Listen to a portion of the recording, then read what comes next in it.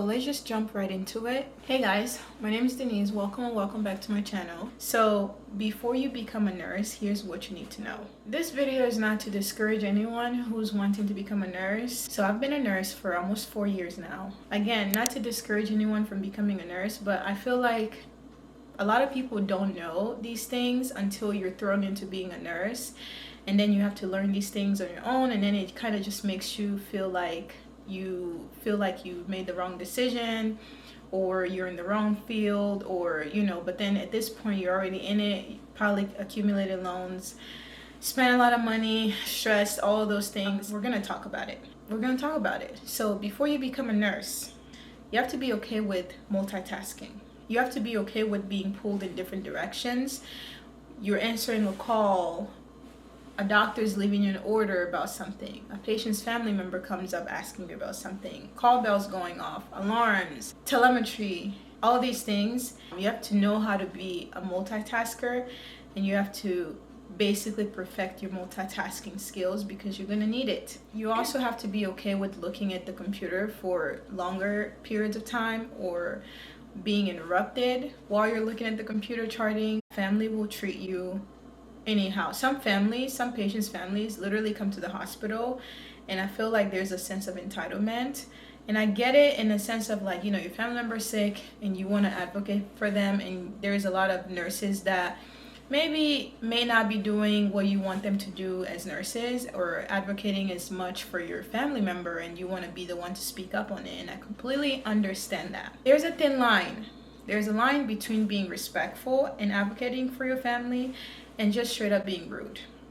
And there's those family members who will be rude to you, and it's not even about you. You have to just hear it. You're gonna be spending time with this family member for 12 hours. Let's say some families come and visit their family, their families in the hospital, and they stay the whole time. And the whole time that they're there, they're gonna run you crazy. They're gonna be persistent on certain things that don't even make sense for them being persistent on. Some of them even treat you like you're a server, and they're in a hotel, and you have to bring any and everything that they ask for at the time that they ask for, because apparently you're only there caring for their family member and not 3 or 4 other patients. Patients will be disrespectful to you.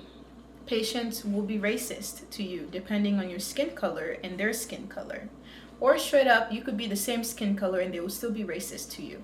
So you have to have patience with a lot of patients. You're not done. You're never done learning as a nurse. You're constantly doing modules. You're constantly doing a continuing education, constantly renewing some type of certificate. Sometimes you're going to deal with patients who have new or diseases that you've never heard of before, and you have to do research on that so you can better care for them. So there's a lot of learning. So if you think that after nursing school you're done with school, but you're not done with learning. You're also going to deal with patients who, let's say they're in the hospital because of some disease process that started because of something that they're doing chronically in their own private life, like smoking or drinking alcohol, and they come in the hospital because of that. And you educate them. Obviously they know that what they're doing is wrong. It's not good for their body. It's not healthy. It's not good for their health in the long run. They know all these things, yet they're still wanting to do it, and they don't care to hear what you have to say. But yet you still have to care for them, and you still have to give them their medication. You still have to do the right thing by treating them. Burnout is real. If you are the type that like to work extra, pick up shifts and stuff like that to help out the team, some hospitals don't give a crap about you. And no matter how many shifts you pick up to help them, come time where you need a day off, or you want to use your own PTO, or you ask them to switch your schedule because you have something going on in your personal life, they will not do that for you.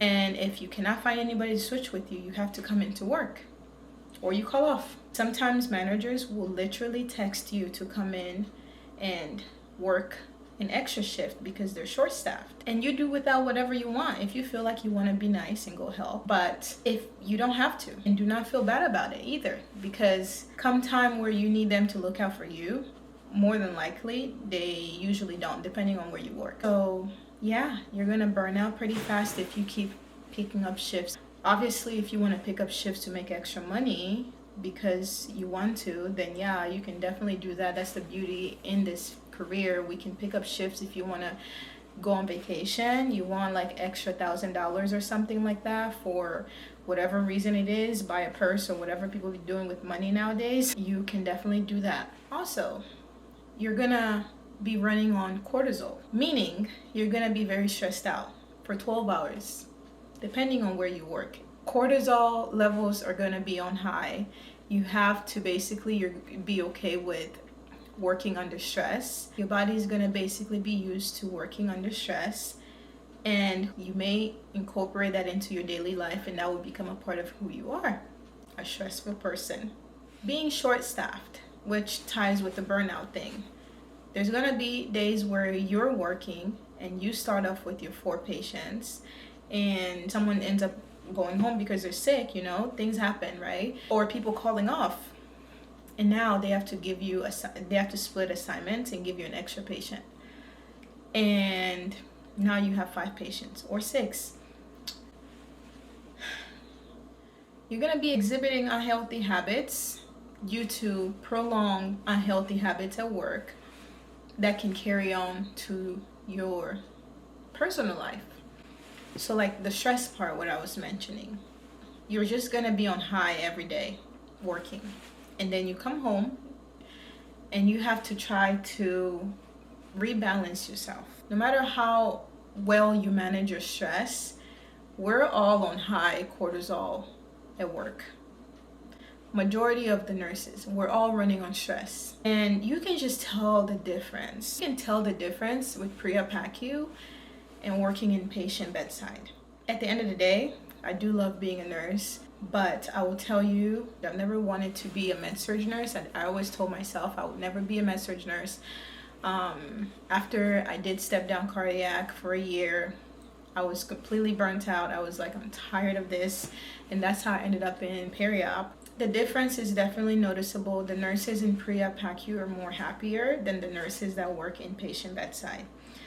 And with that being said, the nurses inpatient tend to be more crankier. Like I said, this is not to say all situations are the same.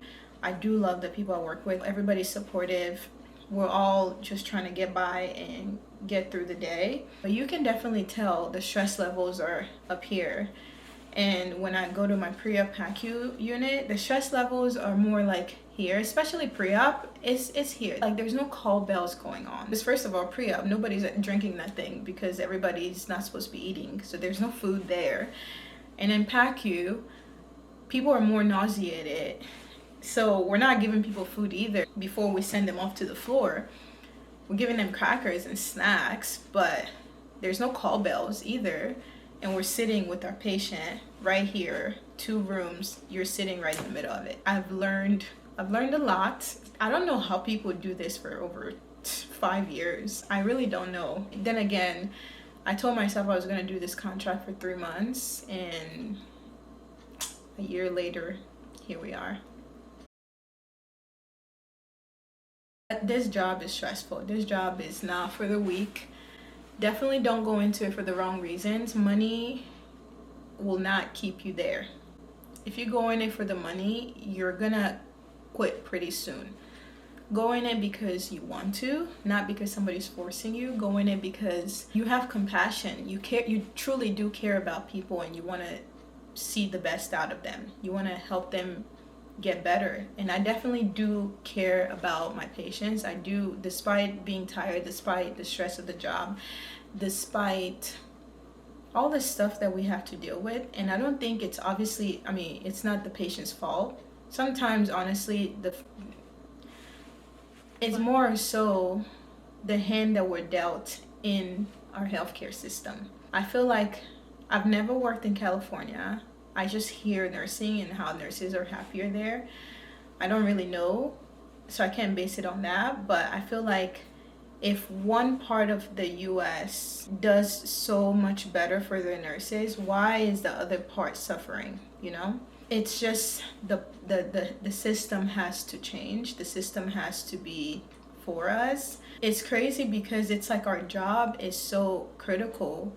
We're the most unhealthy career, if that makes sense. Like, we care for people so much, we do so much for other people, that we don't care for ourselves as much. We can easily fall into the cracks of not caring for ourselves, not doing much for our own self, and end up sick and be in the same place that we're caring for other people. It's a lot. I'm just thinking about all these things, and I'm just like, and it's like, yeah, we work 3 days a week. Other people are like, oh yeah, you guys work 3 days, you get 4 days off, you can do whatever you want. Yeah, it's cool, but it's like, you know, in those 3 days, how much that can mess up my routine that I built in my 4 days off. Like, literally, I can have 4 days off and be like, I'm gonna go to the gym, I work out, I try to do my 3 to 4 days a week working out, drinking my water. Then I go one shift, 12 hours, forget to drink water, and all of the stuff I'm trying to like build for myself gets thrown out the window. Or I just don't have time to do it. Like, you come home and you are so tired. If you didn't meal prep, you end up buying food outside because you're just exhausted. Like, who has time and energy to cook after working a 12-hour shift? Sometimes wish I could just go to work and not have to deal with so many different personalities in a 12-hour shift. Anyways, like I said in the beginning, it's not to discourage anyone. If you're thinking of going into the nursing field, definitely it's not for everyone, but the right people that get into it, yeah, it's a good field. It's a very good career. I just don't want people to keep getting into it for the wrong reasons. That was it. It's just some awareness to have when you do decide to go into nursing. Definitely stay in nursing school. Don't take this as a negative. I usually don't like making videos like this, but sometimes I just want to be honest. I just want to be like, I just want this page to be like a safe space. We're human, but at the end of the day, we're gonna keep thugging it out, and we're gonna keep doing what we gotta do. So bye.